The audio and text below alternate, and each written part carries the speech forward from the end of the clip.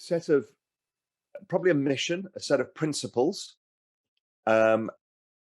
usually some sort of leadership. It doesn't have to be a single person, can be a group, and then usually an organizing system of value or money. That works for almost every country in the world, and it works for all religions. If you think of the Catholic Church, that's pretty much how it operates. So we didn't have that until the rise of digital assets. But now we have the rise of digital assets, we have the value layer. So now you can organize people. You can use things like DAO structures to create democratic regimes. You can still have leaders. So you can have some things that are democratic. So it's like Switzerland. You've got leaders and you have a lot of referendums on various issues.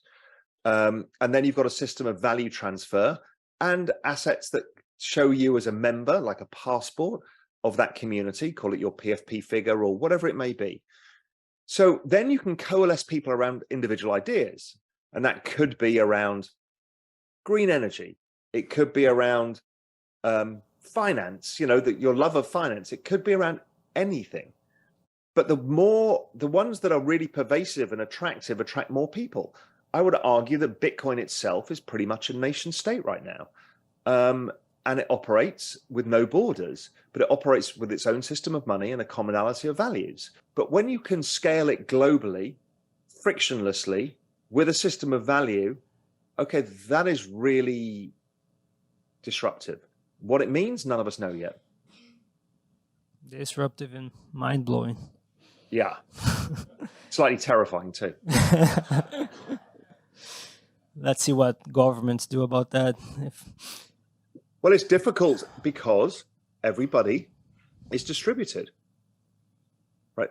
It's very hard. It's difficult to crush it, right? That's right. It's very difficult. So it's a very robust nation state. If you think about it, why was it so difficult to defeat Al-Qaeda and ISIS? Because they had a distributed leadership structure and they weren't, they didn't have a chain of command that was ordinary and they didn't have a base. So that was very difficult to do. What do you do? Go house by house across the world looking for people? Well, that's what the US had to do in the end because they couldn't do it via brute force, because brute force means bombing a city. And that wasn't how these people operated. It's like guerrilla warfare fought on the internet at scale that could go into the physical world at any point. Utterly terrifying. So, that's why we've got all of the border restrictions, every time you go through passport security, all of this stuff.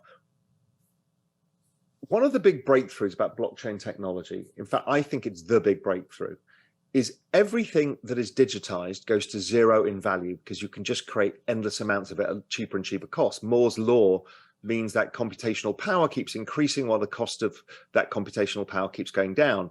And therefore, we keep doing things like AI and stuff like that, and cloud computing and distributed computing, and the cost of compute goes down and down and down. Therefore, the cost of producing anything that digital keeps going down and down and down. That world is almost impossible to exist in because you can't hold value. So you just have to do more and more and more and more and more. So it's all volume and no price. What digital assets did was secure value in digital scarcity. So now you've created scarcity in a digital world. So okay, that's the big unlock of what this really is about on many, many layers. In the digital world, we need something that doesn't go to zero in value because you keep producing more of it.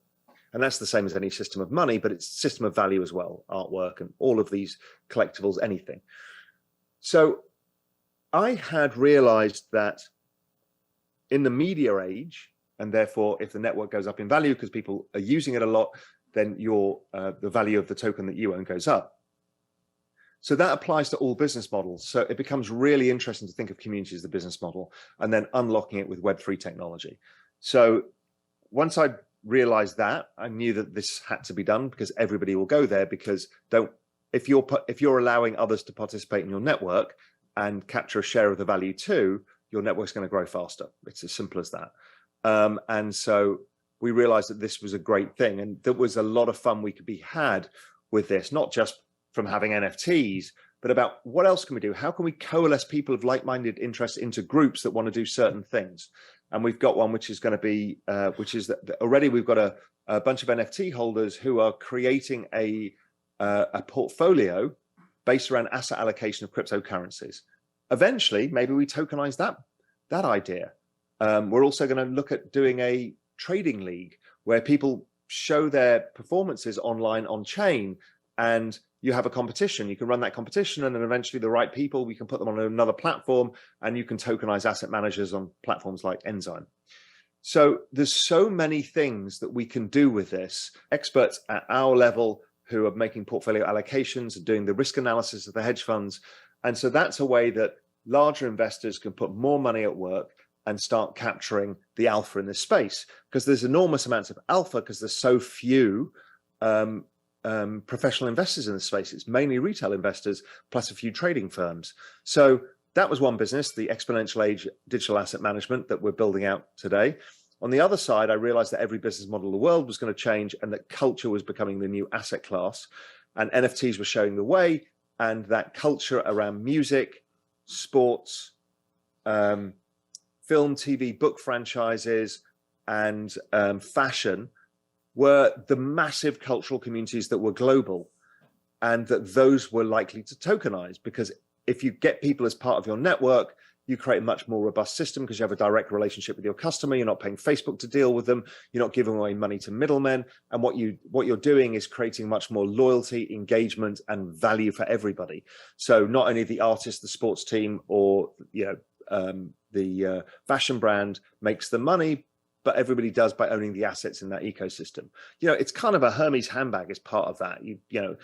Somebody will have a Hermes handbag because it proves they're a member of that club. Exactly. Inclusive network is you join our network. We might sell some stuff to advertisers. We might do all of these things, but you're going to benefit too. So imagine in the world of digital identity that every ad that you view automatically gives you a share of the advert into your wallet. Why should that not be the case? You're the person watching the bloody ad. So why should you not be paid for it? So that becomes very interesting.